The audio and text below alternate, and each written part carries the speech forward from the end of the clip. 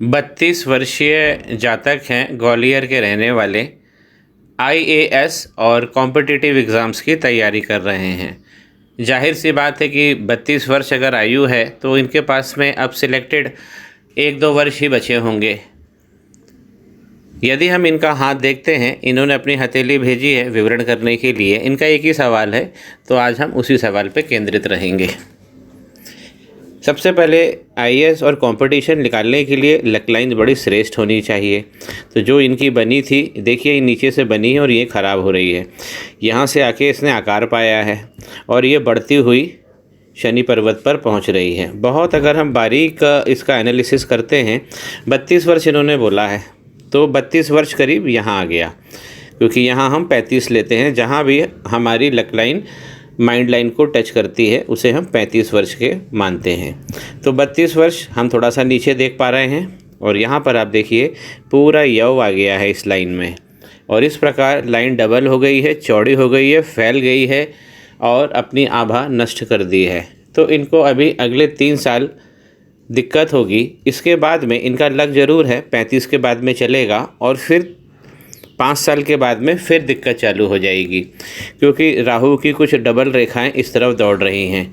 तो हम राहु की रेखा का भी एग्जामिनेशन कर लेते हैं। मंगल का पर्वत यदि हम देखते हैं, जो हमें सफलता, कंपटीशन अगर आप कर रहे हैं तो मंगल के पर्वत को आप दरकिनार नहीं कर सकते हैं।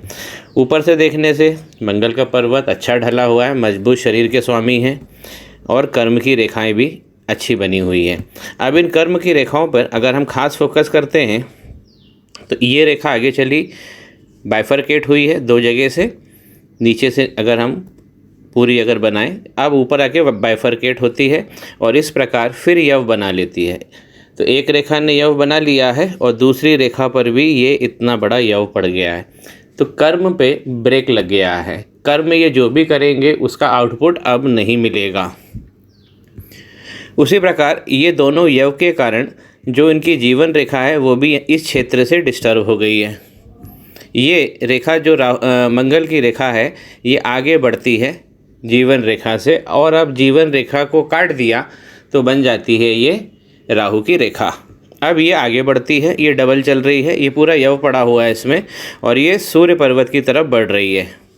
अब सूर्य पर्वत पर इनके पहले लाइन बनी थी, ये एक लाइन बनी है, ये लाइन अच्छी बनी हुई है और ये लाइन भी अच्छी बनी हुई है। अब इन लाइनों को डैमेज कर रही है, आगे बढ़ती है और इस प्रकार चल पड़ती है। एक लाइन और भी है जो यहाँ से आ रही है और इन दोनों लाइनों को, तो सूर्य की ये तीनों रेखाएं जो हैं ये कट चुकी है। कंपटीशन में अगर सफलता पाना है तो सूर्य पे कम से कम एक सीधी रेखा जरूर होनी चाहिए। अगर वो हार्ट लाइन को टच कर जाए तो ये तो बहुत बढ़िया बात हो गई।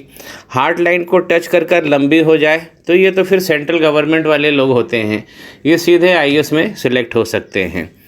तो सूर्य रेखा पे 3 रेखा होने के बावजूद इनके सूर्य पर ग्रहण लगा हुआ है। शनि को देख लेते हैं, क्योंकि शनि भी हमारे गुरु हैं और शनि की दृष्टि भी एक पराक्रम हमें देती है। बिना शनि के भगवान के हमें कोई संसाधन नहीं मिल सकते।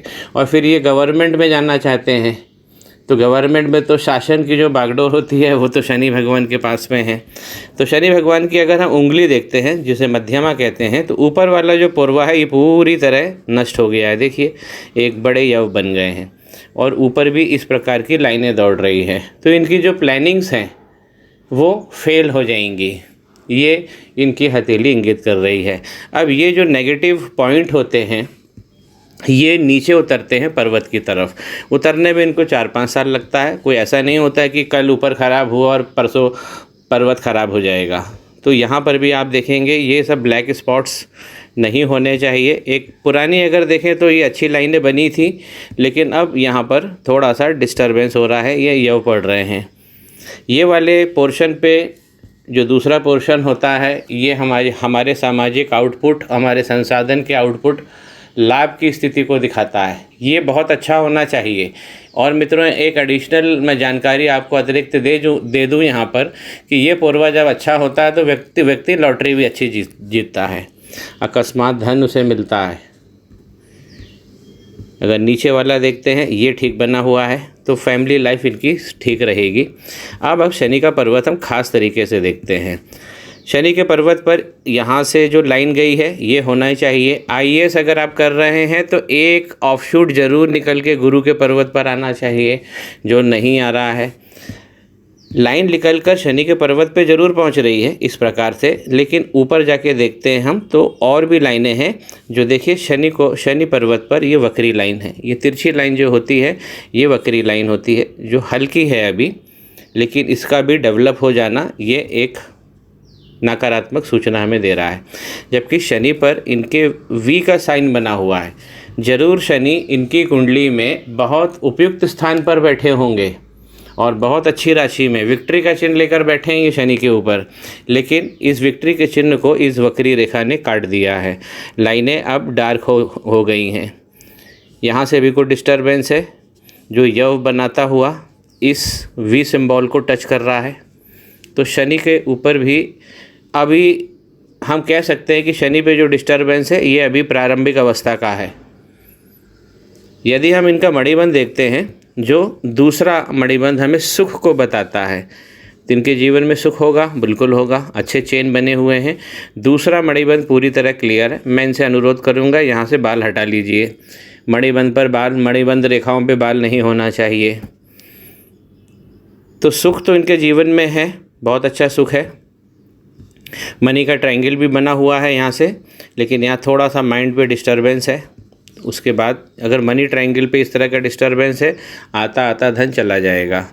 ये दोनों क्षेत्र बहुत आसपास है, हार्ट लाइन और इनकी माइंड लाइन, ये पास पास होते हैं तो व्यक्ति जल्दबाजी में काम करता है और निर्णय गलत कर लेता है। कंपटीशन देख रहे हैं, कंपटीशन की तैयारी कर रहे हैं तो गुरु का पर्वत भी देख लेते हैं। गुरु का पर्वत आकार में अच्छा ढला हुआ है, ब्रेन अच्छा है इनके पास में, निसंदेह। यहाँ पर एक ब्लॉक भी बना हुआ है जो अब थोड़ा सा नष्ट होकर यहाँ पर यव पड़ रहा है। ये यव क्यों आ रहा है? क्योंकि मंगल पे बहुत ज़्यादा डिस्टर्बेंस है। मंगल पर देखिए इस प्रकार की नेगेटिव लाइन चली और आकर इसने शनि पर्वत को टच कर लिया है। तो मंगल की कोई लाइन निकल के शनि पर्वत पर टच करती है तो व्यक्ति को दुखी करती है, फैमिली लाइफ में भी ग्रोथ नहीं देती है, साथ ही साथ गुरु के पर्वत को भी लपेट लेती है। डबल लाइन है, एक बार पुनः मैं दिखाता हूँ तो इससे और स्थिति स्पष्ट हो जाएगी। देखिए ये लाइन है, ये लाइन डबल निकली है। वो लाइन भी थी, अब तो पूरा यव में तब्दील हो गई है और फिर ये लाइन बढ़ के शनि पर्वत को इसने नकारात्मक कर दिया है। तो ये हथेली गड़बड़ हो गई है, डिसबैलेंस हो गई है। यदि हम इनके सुखों का देखें तो सुख तो मैंने बताया, दूसरी लाइन बता रही है कि बहुत सुंदर है, इनके पास में सुख तो मिलेगा इनको जीवन में। लेकिन सुख अगर हम वीनस का पर्वत अभी वर्तमान में देखते हैं तो यहाँ पर ये दो स्पॉट्स बन गए हैं। एक यहाँ पे डिप्रेशन भी है, यहाँ पे भी डिप्रेशन है, और भी कट वगैरह तो और भी लगे हुए हैं। खैर हम उतना गिनती में नहीं लेते हैं क्योंकि वो अभी कमज़ोर है। लेकिन इस प्रकार के स्वेल हो जाना, ये स्वेलिंग हो जाना, ये हमें सारे सुखों से वंचित कर सकता है। तो इनको अपने शुक्र को संभालना है। ख़ास दिक्कत यहाँ से आ रही है, इनको अपने मंगल को ठीक करना है। कंपटीशन के देवता है, मंगल से निकली हुई लाइनों ने गुरु को भी डिस्टर्ब किया है, शनि पर्वत को भी डिस्टर्ब किया है, और इनके सूर्य पर्वत पर जो बहुत अच्छे 3 लाइन थी योगकारी, उन्हें भी नष्ट कर दिया है। तो मैंने रेकमेंड करूँगा कि मंगल की रेमेडी सबसे पहले ये कर ले। जानकारी स्पष्ट हो, श्री गणेश करें। पाम ब्लॉग को सब्सक्राइब कीजिए।